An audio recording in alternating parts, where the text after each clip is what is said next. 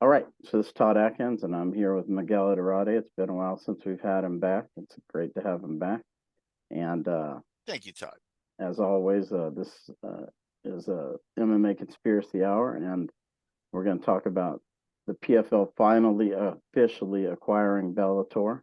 And before we start, we want to thank our sponsor, Live to Fight Design, and they make fight banners and gym banners. And if you use my code Todd Atkins, which you see there, you can get $20 off of one, and you can find them on Instagram at Live to Fight Design. And Miguel, I just kind of want to get your opening thoughts on the actual acquisition actually being official. You know, I guess it's, if you want to put a positive light on it, that progress has been made. But I present to you, like we've been presenting over the last few commentaries on the PFL, that they seem to have a clunkiness to the way they operate. When you announced that the Bellator was going to be sold to the PFL, why this whole reaction business wide of not just saying, yep, the cat's out of the bag, yeah, we're going to own it and stuff like that? Why? Because they were still negotiating, still fighting, still trying to save a couple $1 million on the purchase or whatever. When the UFC rather bought WEC and then Strikeforce and things like that, and Pride, they were lethal. They were lethal. Pride, they grabbed it, bought it, sunsetted it. You don't even really see Pride clips on the internet as much as you could. If they wanted to unleash that as like classics or things from the past, in reruns or shows and stuff, they have yet more material that they're not even monetizing on right now. And the same goes for a lot of the small library things. You know, even there is some appeal to even the hook and shoot library, which I know they bought. They're not intending to show that. That show was a small grassroots show. They don't intend, they can't present it the same way, like, with the music and the bigness of it. So they sunsetted it and just leave it there. At some point, they may realize, oh, we're going to do a history of Frank Mir, and Frank Mir's first professional fight was on that little show. So at least, a 45-second clip of that is, and that's an asset that they have. That they put that there. What does Bellator do with this presentation? Do they own the entire Bellator library? Can they use some of that? Or is this strictly the fight contracts? And it took them 6 or 8 months to get all that stuff figured out. When the UFC started churning through the companies that they were going to buy after, and stuff like that, it was boom, ba boom, ba boom, and it was just from one day to the next. Oh shit, they bought Pride. This 8 months, it did them no good. This 8 months of a delay, and then the shuck and jive was like, nah, we're not going to buy it, and this, that, the other stuff. What good did it do them? None. I don't think it did them any good. I think it should have been a lot more precise, crisp, and clean the way they did it. Now, I'm glad that the roster's there, but again, what are they going to do with the roster? We mentioned Michael Venom Page, where, yeah, I saw some of the articles that showed that the UFC wanted him. And now they, probably they have some control over the contracts, and probably they're able to step in and not let him go to the UFC, because they're going to be, if he got a paper offer from the UFC, if he got a contract with a money number, now they've got something that they can match. And I think that's the way it worked. So, yeah, again, those they better be prepared to do a lot of that. The roster now has some numbers and they've added some quality, but it's still not a roster to compare to the UFC roster, especially when you start to get to another level of looking at things like Instagram followers for the fighters and all the things that the UFC's machine does. So the PFL still, yeah, they took 8 months to announce something that you told us 8 months, 6 months ago or whatever it was. Why did it take so long for that? I got another one for you. In terms of, like, so they seem to. It's a positive step. It's progress, but you can take a step forward and 2 steps back, and that's sometimes, I feel like, what goes on with this company. You know, we're still not seeing a huge amount of revenue streams. You know, where's the money going to come in once, Qatar stops lending the money or whatever? Now, I got another one for you. Where's Francis Ngannou been? One good, strong press conference after the Fury fight where he says, "Hey, Fury, I won that fight." And then they let him go on vacation. He should be everywhere. Remember Chuck Liddell falling asleep on the morning show circuit? Ngannou wouldn't have fallen asleep. He's more of a pro, but he should have been on that circuit everywhere. He should have been everywhere. And it was the UFC that made sure that happened with those level of guys. The guys doing the talk shows and things like that. They picked who they wanted and they sent them out there and they made sure it happened.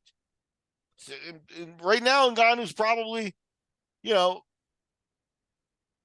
looking at his bank account, bottom line, for entertainment, maybe buying a house, doing, and I think he obviously deserves to take his life to a new level and stuff like that. But that, the intent here was that he wanted to be, PFL Africa head and things like that. He wanted to be treated with respect. And I present to you that this is an aspect of disrespect where, like I said, they should have treated him like a star. They should have made him be everywhere. They should have been part of the PFL, the PFL logo at least, should have been on his shorts or something for the fight with Fury. And so that's the kind of thing. It's like, yeah, they signed Ngannou. They owe a big FU to the UFC. How has the Ngannou signing gotten them more money so that they're not borrowing money and that they're able to run as a normal company?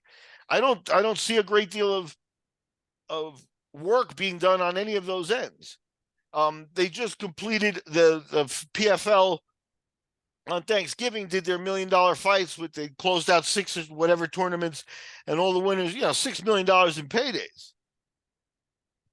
But you turn around, and this last weekend they did their Europe championships, and those champions only got $100,000. So again, yeah, they're trying. Yeah, we $1 million tournaments and things like that. Most of the PFL roster, maybe not Ngannou, right? But most of the PFL roster would go to UFC if they had the contractual ability to do it. Just because the UFC is run better.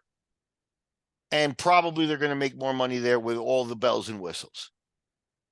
Because at this point, the PFL, you don't, I don't know what the Venom deal looks like, but the Reebok deal gave them, the escalating money, more fights that you had and things like that, and you're wearing the stuff. And I assume, like the NBA deals with sneaker companies, that the Venom deal is worth a lot more than the $77 million that the original Reebok deal was. You got to look at all that stuff. So now when the Reebok deal was done with the UFC, Dana said, we're not taking any of that money. That money is going to be distributed to the fighters, and because it wasn't that much, they knew that, and it was the truth. $77 million for a 700 roster of fighters. It's not a lot of money. Not when, one guy with a Nike contract in basketball exceeds that money by a lot. So they were toying with little money, knowing that the next deal with Venom, they'd be able to monetize a lot better. And I'm sure that's what happened. And I'm sure some of that, they've always trickled down after the heads pocketed everything that they could. Yeah, the fighters made more money, and again, that's just the clothing end of the deal. How else do they monetize? You've seen them do things like, they set guys up with gyms, and some of the guys have business savvy and they can run gyms. You've seen stuff, oddballer stuff like Poirier's hot sauce and stuff like that. But again, you won't find a single fighter on the PFL roster who wouldn't go to UFC right now, all things being equal. I firmly believe that. Maybe the treatment or whatever, Dana can be harsh and stuff like that. Maybe you can find a couple of guys that, like Ngannou, that want to be treated a certain way and don't like the way the UFC is kind of like a puppy mill, But Yeah, I think the UFC fighters still make more money. I think the $1 million contract is the $1 million tournament is a publicity stunt so that they could throw the $1 million around. But at the end of the day, the Europe guys made 100,000, and a lot of guys on every UFC show make that on every single UFC show.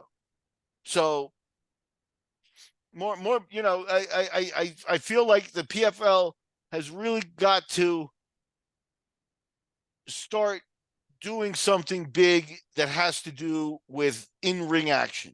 The $1 million tournaments, again, this was Thanksgiving. That was the end of it and stuff like that. Now there's all this dead time. And it's not like those $1 million fights were such that people are still talking about them or anything like that. So you needed a follow-up. And there was none, like usual. Like that's been my complaint the whole time. The UFC, no matter what, will have a show next week. And that makes them extremely powerful. They're not going. The only thing here is the lawsuit. It breaks the UFC, and then it shakes up like the way the business is done, and there will be a downturn in fights at that point.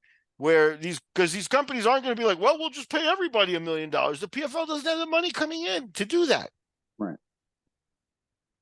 So yeah, good for them. Good. The Bellator guys, again, if you're under contract for Bellator the last 6 months, how many times did you go, what the hell is going on right now? So you want to talk about treatment of employees right now.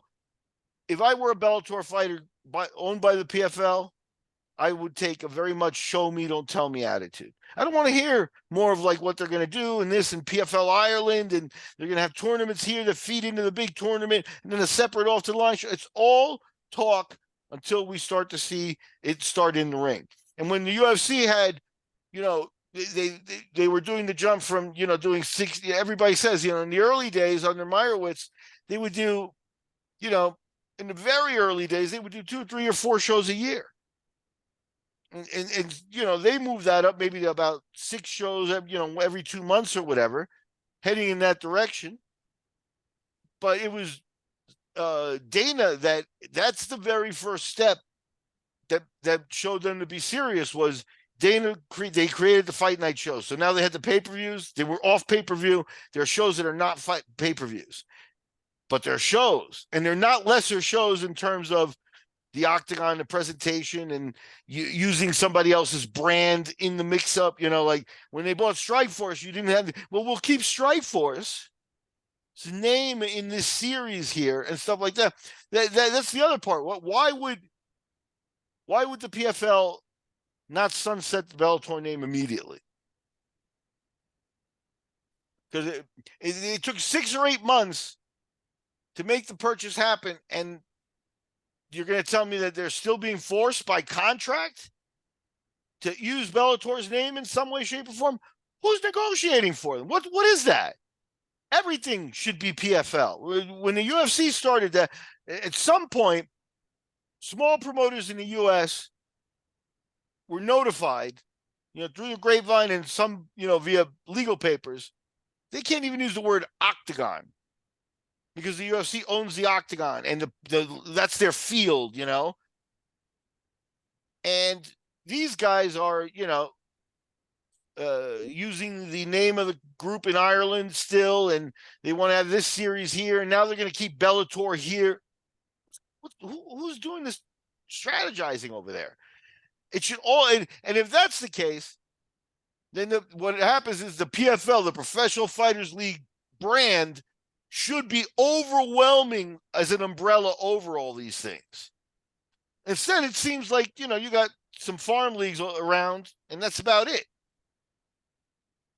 So, yeah, some progress has been made. I doubt that, the UFC may be angrier than just like, we lost Venom Page. Like they may think like, all right, that's not great for us or whatever. But I don't see them overly threatened.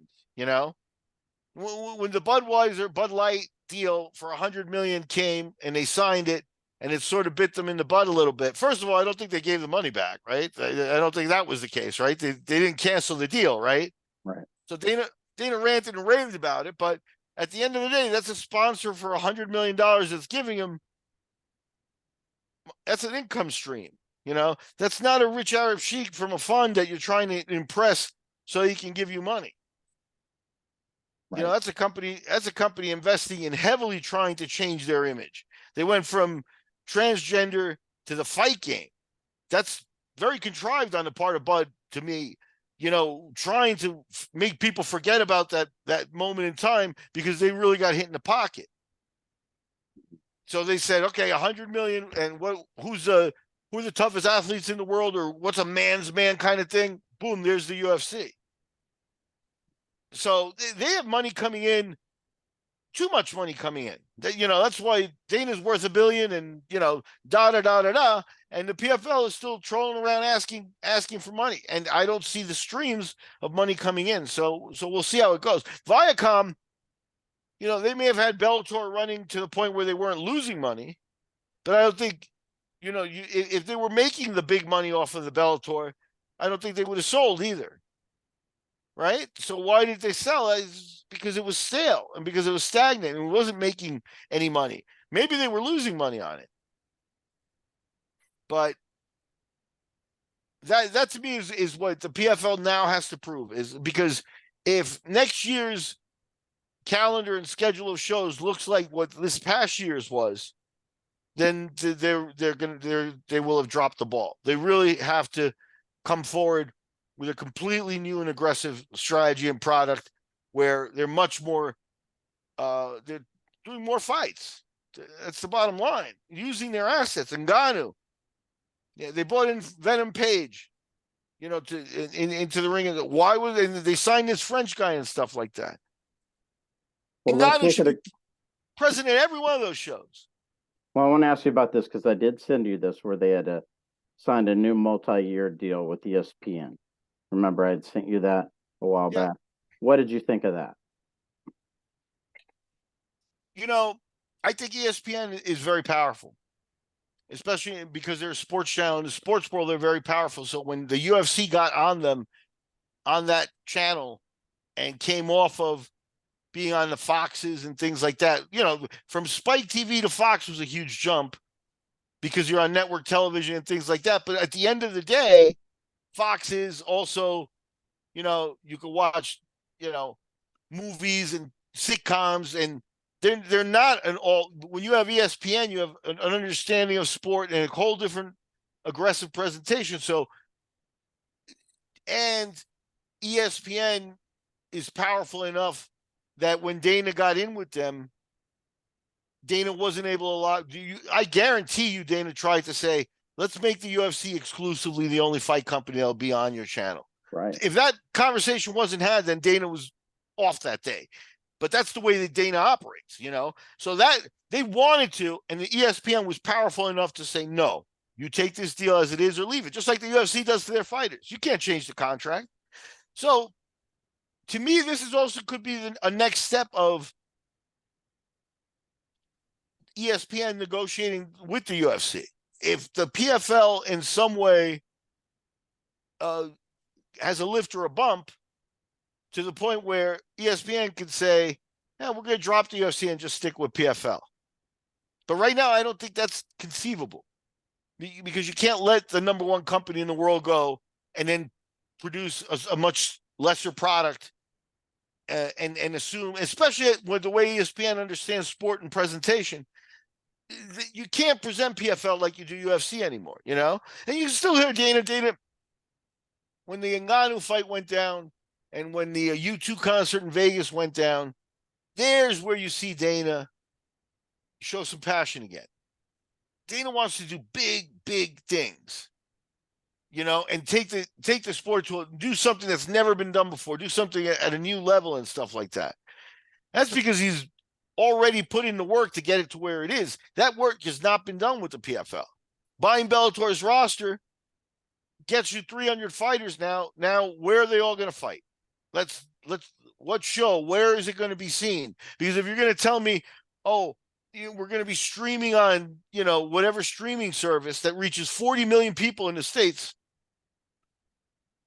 that ain't it. That's not it. How many Netflix people are there?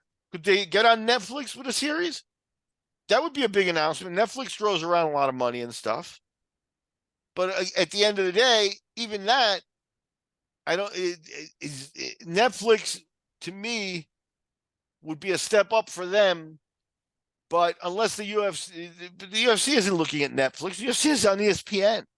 I watch their fights on ESPN here.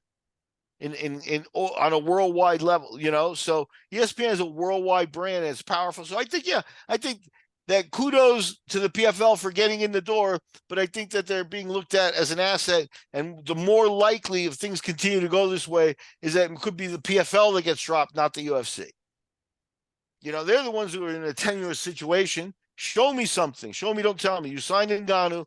I saw Ngannou fight over there, and I haven't seen anything with him since from you. I have seen the big redhead guy with the muscles, with the hand in his pockets, and the heavy set, bottom heavy guy doing stupid shit on their on stuff, but I haven't seen Ngannou anywhere. So let me ask you this: if this is all reality, let's say super fight division exists, their Bellator International Series exists, these leagues that they have in Europe, they exist. That would give them all the programming that you're looking for, right? If they could make it all available in the US, then that would give them all this programming that you're saying you want, right? Where they could put something on basically every week, right? I feel like part of what these companies have modeled themselves after, and it comes from television, and that's the idea that you have a season. Television has their season where they debut shows, and then if after 12 weeks or whatever, it kind of falls into reruns, and then there's like a reset. And I think that these companies want to, in order to get on TV, had to dance that dance, or you don't get on TV. Dana recognized that early, and that's why they had multiple shows going at multiple times. The pay-per-views, and then the Fox fight nights, and then other shows, so that they had weekly new content being produced. So that's the number one thing that the PFL actually needs to change, is this idea of like, oh, well, Thanksgiving, $1 million fights, it's over. We won't see anybody again till February, or even see the company operating till February, even if we don't see any of those champions again, they should be in the audience. They should be being presented, you would go to a UFC once they started into, operating in Vegas and things like that. And they're showing celebrities and their fighters along with the celebrities at the shows and stuff like that. Yeah, I don't think, those fighters were like, I'm going to fly myself into Vegas to see the fights. A lot of them would, out of passion, and you want to see it and stuff like that. But at the end of the day, it costs money to go and stuff like that. The UFC was footing the bill for the publicity that they were doing there. But they made sure it happened. And the guys were out in public, And again, the PFL right now really seems like they sunsetted after Thanksgiving in the States. And when's the next show scheduled in the States? The UFC has 15 shows scheduled out, and I'm sure that they go a lot deeper, than that in their planning and stuff like that. So, and this is where the PFL sometimes has this, where they say they're going to do stuff, and then it's like, okay, so if you're going to do, a Bellator International League and stuff, when's the first date? If he announced that they were going to do that and didn't announce the first show, and that would be followed up by weekly shows for an X period of time of months, in order to keep the roster busy, show and develop fighters and do all that stuff and get the product out there and build a library. No, they're just talking again like PFL Africa. We're going to do Bellator this way. Bellator is firmly not the UFC. So why would you continue some of Bellator's business practices? I don't understand it. What did you think of the championship fights that they had? They had some of the Bellator champions there to challenge. They had Pitbull there and some others to kind of challenge some of the people that won at PFL. What did you think about that? Yeah. When's the fight scheduled? Yeah. They haven't signed anything, right? Yeah. So it's like, so are they even going to happen is a legitimate question. And not because I'm a hater or anything like that, but because at the end of the day, if you don't have the contract, you're not going to have the fight. So they should have already, this is where the UFC would have had the contract signed already, and they would have made announcements of what they were going to do. And that's the problem here. It's still, if they're going to run a Bellator series starting next year or whatever, why didn't you start in December? Why didn't you start in November? Why not now? Why not the day they announced the purchase, announce the first show and start? And the first show didn't have to be every superstar. But as long as you followed up with a second show and a third show and a fourth show, and you're starting to just go into the calendar. And again, keep in mind the UFC, and even I understood this as a smaller company. One thing you can't do is you can't announce and not do, and then can't or cancel shows or start a run. So there has to be a commitment here by them, and I don't see a commitment yet in that. Yeah, the Bellator series. What's that going to look like? Is it weekly shows? If it's weekly shows, where are we going to see them? Why is it not PFL? And why are we still using the Bellator name? That's a different subject, right? But so if they want to use the Bellator name, where's the series? What's it going to look like?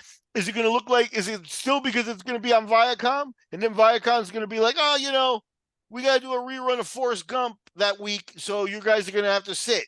Because the Bellator stuff was on Viacom, and you might get a month or 6 weeks of sustained shows where they would do 3 or 4 or 5 shows, and then nothing. So I'm if this looking is up to see if I can find any schedule of anything. so, if this is because they could not, if Viacom was selling Bellator, it's because they're leaving the sport kind of thing, and so now they fought to still keep the fights so strongly that the contract doesn't allow the PFL to even change the name. What is going on? That's what I want an explanation of. Why is it going to be Bellator? Where's it going to be shown? If it's still on Viacom and they're completing contracts like that, that could very well be the reality of it. But I present to you that they needed to produce a stronger first step to announce with the Bellator purchase. At the UFC at some point when they bought the WEC, it was like, okay, boom. We now have a matchmaker that does under 155 and over 155, 2 matchmakers. The entire roster comes over here, and they started putting the little guys in the positions to fight. And all of a sudden you had guys like the Mike Browns, the Uriah Faber would be a bigger start, guys like that started to create a buzz for them under their name, but it was always UFC at that point, So yeah, I don't see the answers I want. I see a lot of baby steps, but not the follow through that that is created when you bought the Bellator thing. You had a moment where you could have grabbed the buzz in the business, and they've spent months dropping that ball completely. When they signed Ngannou, and Ngannou was in probably the biggest pay-per-view in combat sports this last year, and your name doesn't appear anywhere on there, so it's like I'm not feeling like when the UFC started, and they do have aggressive business practices. The smaller people in the business felt that very firmly from the early days and stuff. And it was like, you didn't want to mess with them. If you came to their attention, and then when they brought Strikeforce, Bob Mazy talked about the email where now all of a sudden in the top 15, they owned every fighter. They were aggressively looking to own every fighter. What is it? What is the PFL doing with these multiple strategies over here and there? They just seem to be ideas in individual set. The guys from the Clan Wars or whatever the Irish show is, they may have met them and talked to them and dealt with it, so they bought the company there. But so what's the plan? Are you hosting at least weekly, bi-weekly, monthly shows in Ireland on a schedule with Irish fighters and on Irish TV and monetizing, that way with casino. Irish people bet. We know from McGregor. We know they back their guys. Are you producing those rivalries? Are you continuing that at a higher level? Did you take their roster and pay everybody better so that everybody's performance jumps up and they're like, okay, I don't have to go be a construction worker anymore. I can do this. And again, if they're going to pay $100,000, I present to you with, at the end of the day, after taxes, after paying your trainers, those fighters are not going home with enough to make for even what would be a yearly salary for the fight. So now you're talking about you're sort of obligated to get them 3-4 fights at those levels. It's John Jones and guys like that fight every 6 months, and that's you get there because. And they all say maybe that they would want to fight more, especially if they're healthy and stuff like that. And then it's always like, publicity for the big fights and things like that. But it also has to do with it. John Jones owns a Bentley. You know what I mean? It's like he's comfortable. It's not like there are fighters on Bellator that when you cancel their fight, it's like, oh shit, what am I going to do for money? So what are they doing to overcome that? And the UFC understood that from the beginning. It also touches on some of their practices, getting to other subjects, but things like the locker room bonuses. You know what I mean? This was a publicity stunt because they were making enough money to give this money away. But a fighter who made $5,000 for a fight and got handed a $50,000 check, none of them are going to complain. They're all going to say, "This was great. I got a huge thing and this and that and the other thing," and that's how the UFC used that to win over the roster. To have the roster say, "I'm more loyal to the UFC than to my manager that got me here." And the PFL to be right now has the Bellator roster sitting there looking and be like, okay, what are we going to do? And I don't think they have an answer. At least not for every guy, and not in public. It's plans and talks and boardroom stuff. Where's the venue? What's the next show? What's happening in the Ireland show? What's happening next for Europe? Are you just finished the European series? Is Europe shut down till March? So now we're 4 months, 3-4 months with no fights, I checked the website. There is nothing. They have 3 categories. You got PFL Championship, PFL Challenger Series, PFL Europe. There is 0 scheduled for any of them on the website for 2024. Nothing.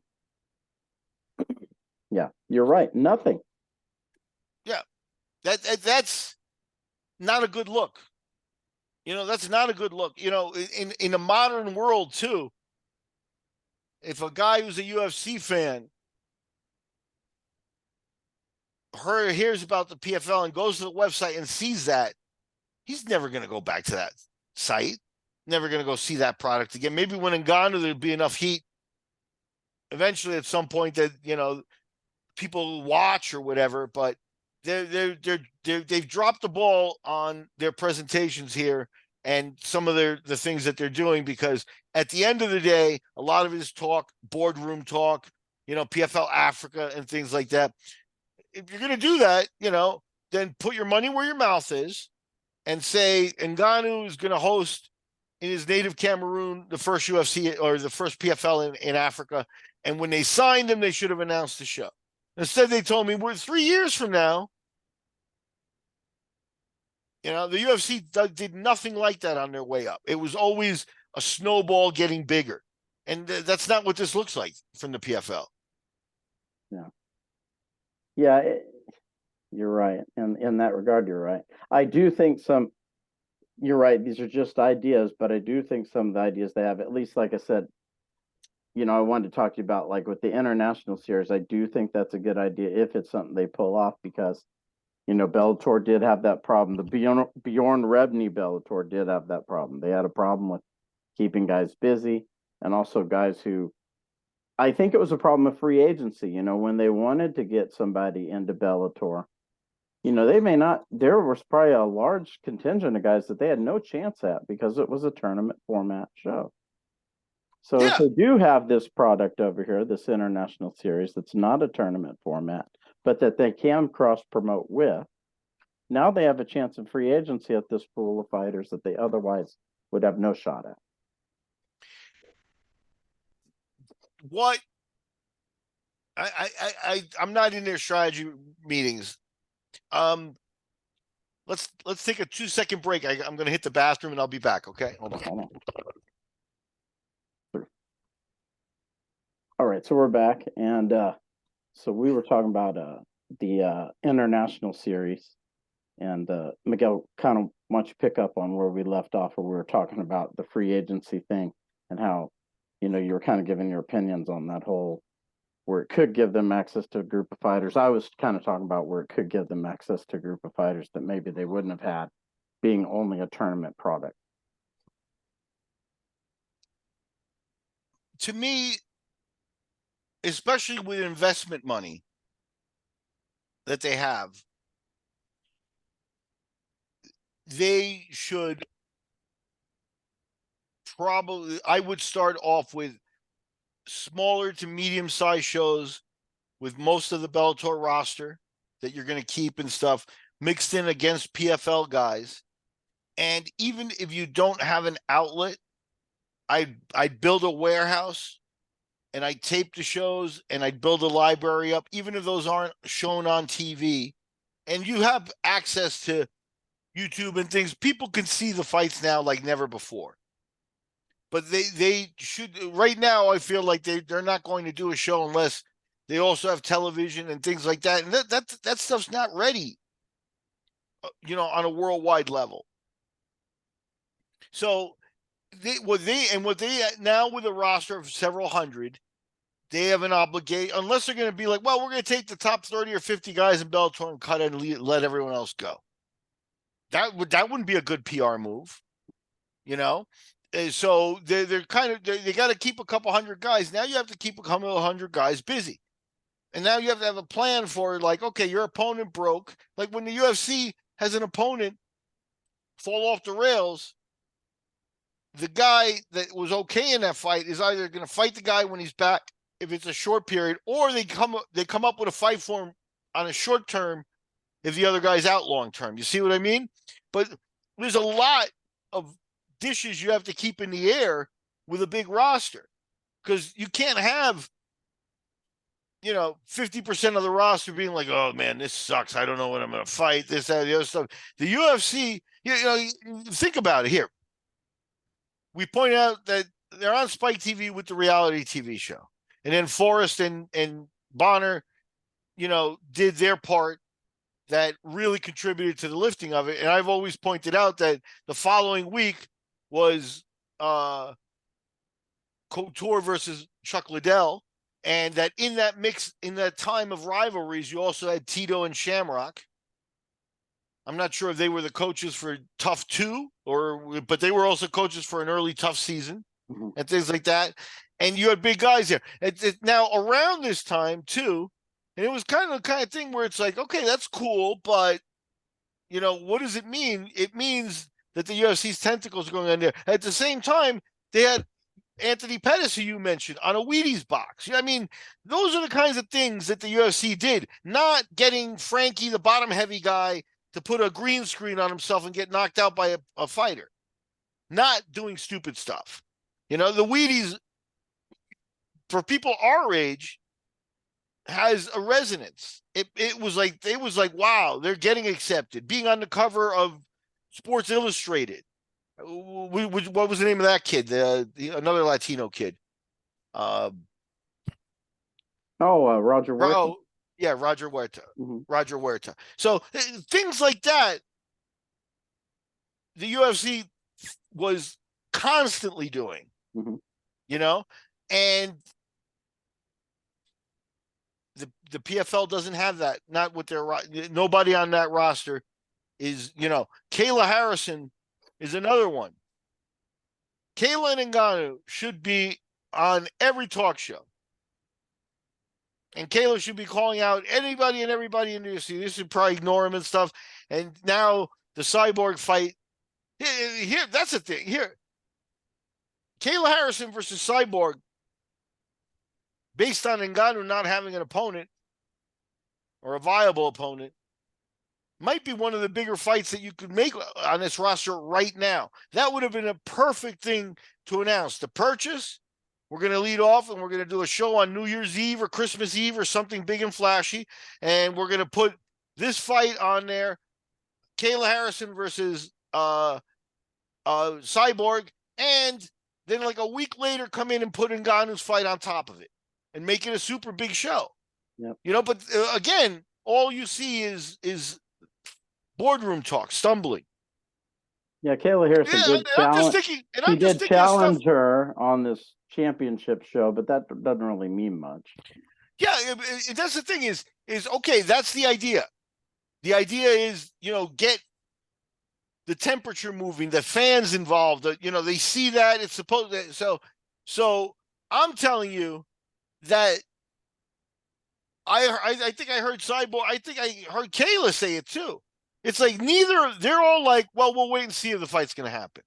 Because they're also thinking, you know, I got to get paid. I'm not doing that for my Bellator contract of 30 and 30 or whatever. And Kayla made $1 million for the tournament a couple of times. So Kayla doesn't necessarily get motivated for a super fight like that, you know, for whatever the single fight price is for them, right? So they have to make a super fight.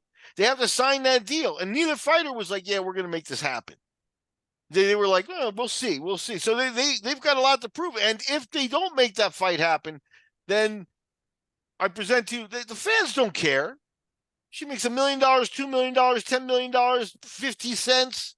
It doesn't matter. At the end of the day, they can discuss salaries and be involved in conversations and stuff, but all they want to do is see the fights. And the PFL, if they don't deliver that fight, it's a major ball drop.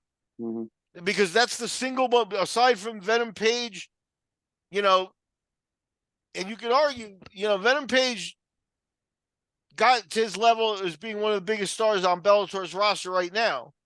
But I don't think he's a needle mover the way, you know, UFC guys are, you know. So I think Venom Page is a guy that would be a good, if we're doing, you know, a 12-fight card, he'd be the fourth from the top.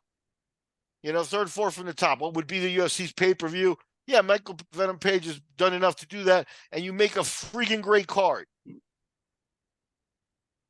You know, get Chandler's with the UFC, Pitbull. They have some guys that they can make fights for, go and do what you got to do. But again, there's no announcement of shows or fights or anything. Just these plans. And again, what they seem to be modeling is other sports where they're accepting what the UFC hasn't done for a long time, and that is that they're going to spend 2 or 3 months every year down, not working, not running shows. What, you know, and that's just not the fight game. The fight game doesn't work like the NFL, and the guys, you know, take the season and then they get some time off in recovery. These guys perform once and then they already have their recovery time of 3 months. So, you know what I mean, or whatever it is. So, yeah, I the approach still seems, you know, average to me. Now, you know, they got Jake Paul training for MMA. How important is it, do you think, that they get the Super Fight League up and running fairly soon and maybe get him in there, you know, within the next, I don't know. I present to you that if that's important, then all is lost already. All is lost already because that is a gimmick I don't think that Dana or the UFC would ever have put up with. You know, and Dana had that. If you're a sport, you know, did you CM Punk? Right, and yes, you're right. But I think if you look at what happened with CM Punk, that it was a well-sent message of, again, heavyweights, and Ngannou and Fury proved it, and Brock Lesnar proved it. Heavyweights are a different story because of the, you know, the size and stuff like that. You don't have to be, you know, superior in technique because you've got strength and athleticism, and you need all three of those in the lower weight classes. You're never going to see a lower weight class athlete try that again, you know? And CM Punk, I had another example before you mentioned Punk, and obviously Punk's a much better. Oh, Kimbo. Because of Kimbo's background, the UFC resisted having Kimbo on for a long, long, long time. Mhm. Except for the fact is that Kimbo moved the needle, and they sat him down, and and they didn't put him in a super fight or anything like that. They made him go through the TV show like a tryout. So they very much let him know that we think you've got some gimmick behind you, and your gimmick ends here.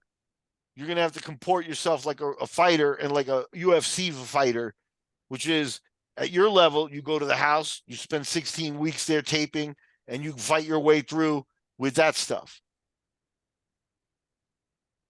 So, yeah, Jake Paul, Jake Paul doesn't have the dues paid that Kimbo paid. And Kimbo wasn't seen as an athlete. CM Punk is a different story, but like I said, in what weight class is Jake Paul going to compete in? 185? Put him in with They're Michael talking about Page. him fighting Nate Diaz.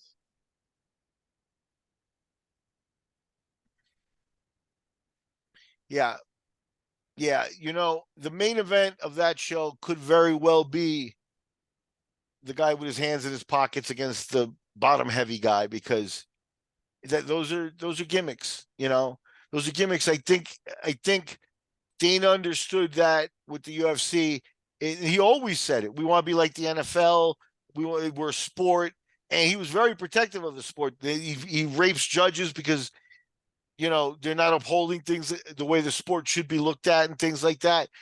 But he always understood that. And he stayed away from gimmicks like this But to a certain extent. And then unless they were major big things once they started to monetize. But at the very he did beginning, start getting the way of, like, he started controlling Ascension, like Macy talked about. So he did start meddling with the sport. no, absolutely. But I think in Dana's head, the justification for that is because nobody else could do it. Yeah. He You can't started give that to meddling with the sport to where it wasn't a sport anymore. right. So, but how does that translate to what the PFL is doing? You're going to bring a non-combatant in to do this. This is the tantamount to celebrity boxing of the 70s and 80s back in the old days. Well, at least he was a competitive wrestler in high school. At least he does have Who? some credentials. The Paul brothers wrestled in high school. They were high school wrestlers, both of them. They have more credentials than CM Punk had, and Dana White let him. Yeah, and now they may actually have as many followers as CM Punk. But that I think there you're talking about a situation where I think Dana also took in Punk, and though they made it look like they were trying to match him soft and stuff like that, that they had a good feeling that this is exactly what was going to happen, is that he was going to be humiliated, and that was going to show that the UFC is not something that you trifle in. Yeah, the UFC didn't even need him. I don't even know why they even did it, honestly. I think it's exactly that. It was a chance to send people a message that this is not something that you trifle with and that you're going to just cross over and come in and do. I don't know. I think they thought they gave him Mike Jackson. They thought he was going to win because Mike Jackson's horrible, and they thought he Yeah, was going to win, and they thought they could get a fight or two out of him, and I, they I thought think they I, thought they I were going think to get more out of him and sell more tickets with him. That's what they yeah, thought. yeah. I think I think that was the thing was It that blew now up you're in their talking about face. major monetization. Yeah, it blew up in their But face. but it was not ever the only egg in the basket for them. It was just one thing that they were going to monetize off the pro wrestling fans, try to get some rub off Lesnar and this other guy's. There's no doubt that Punk had the character persona from the WWE in the right place to do something like this. Just the character and the persona, never the actual physique and stuff like that.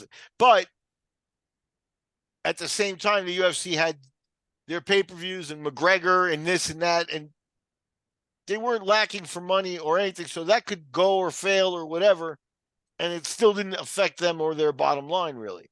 Just a little bit of a nick, like to me and you, like you said, yeah, you're right, you got me, you're right. They did dabble in some nonsense, Because the but first time they had him fight Mickey Gall, and they were like, "Whoops, he was a little too good for CM Punk. So let's find this Mike Jackson guy, someone who CM Punk can actually beat." They thought he was going to beat Jackson, and then Jackson beat him, and they were like, "Oh my God, he sucks this bad. We can't. There's no one that he can beat." And they threw up their hands and said, "Well, screw it, we're done."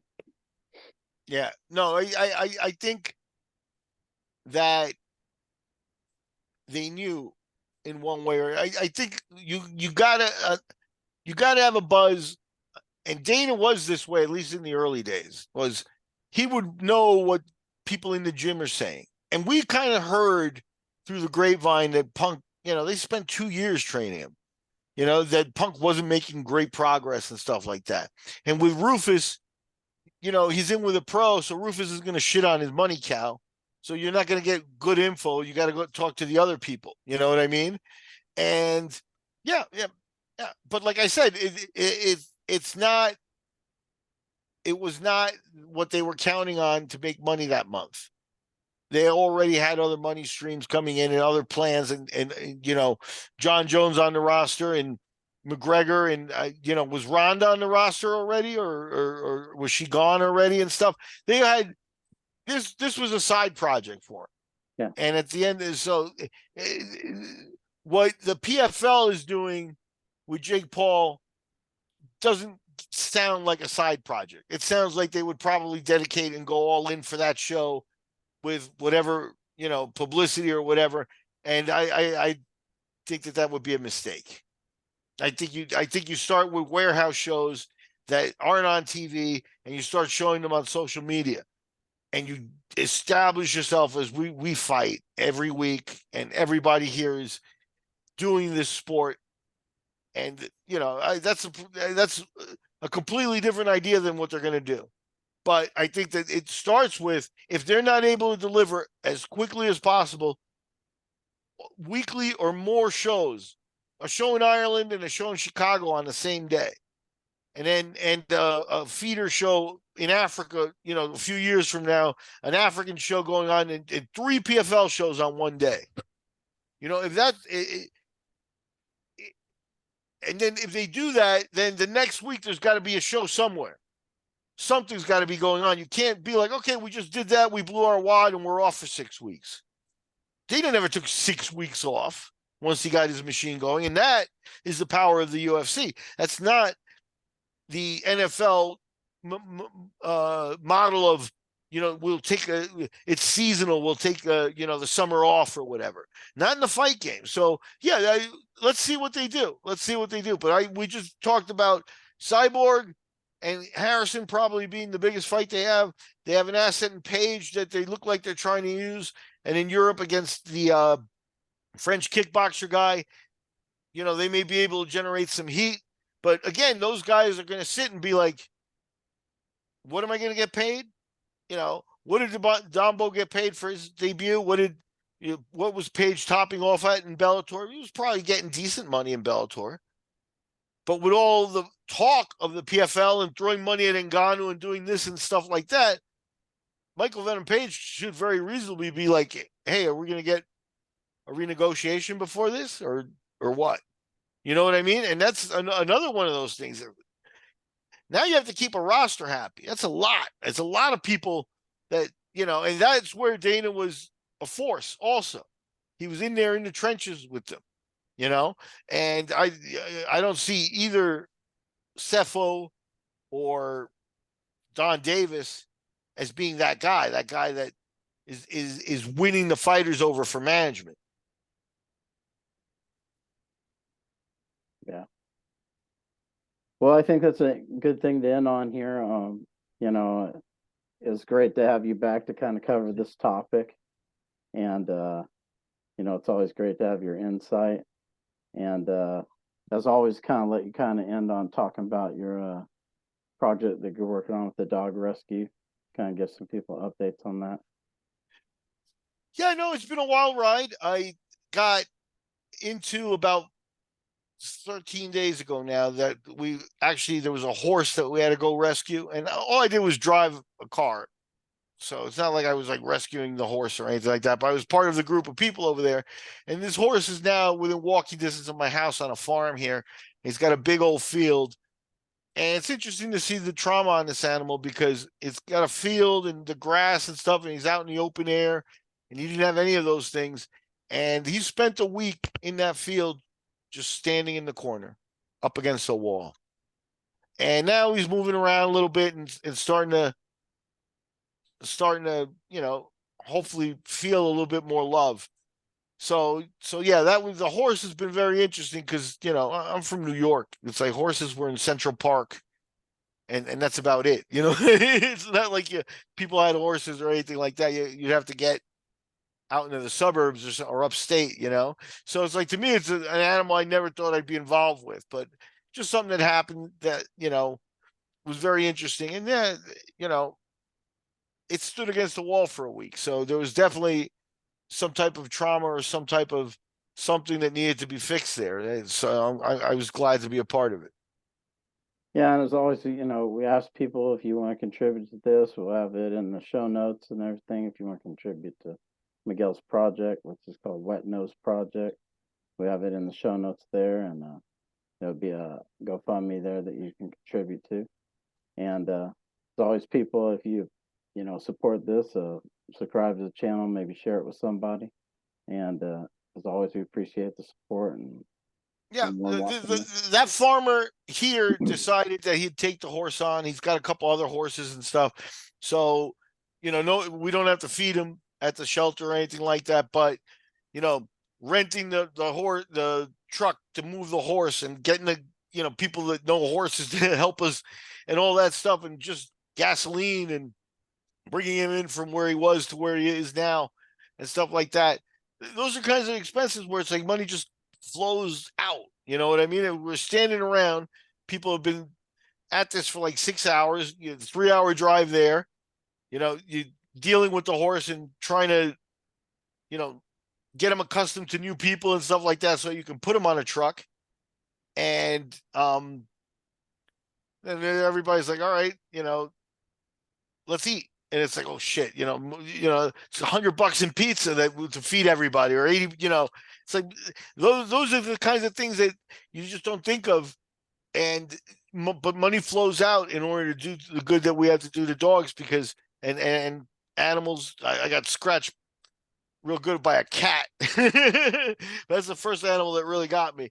Um, but like to do good for the horses and things like that there's people like with a passion, like Ashley and myself and other people. And then there's people that you just have to pay for the help with the work, because it's not, they just won't do it. And, saving an animal and then not following through and continuing like a rehabilitation and a betterment of their lives, then you didn't really save them. So yeah, there's a lot to it. If anybody can contribute, it would be much appreciated. That's what the thing goes to, is just expenses, like that, of making things happen. If not, you go through a period of time where you're taking phone calls and you're like, shelter's full, we can't help.